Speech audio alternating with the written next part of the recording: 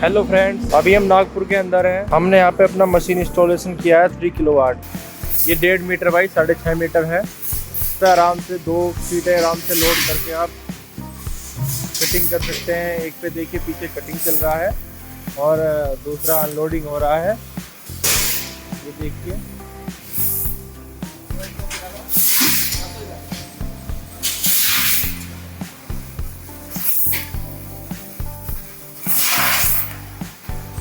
पूरा सेटअप किया है हमने इसके साथ में। अल्ट्रा लीजर कंप्रेसर है, compressor, stabiliser, sealer, AC panel है अपना।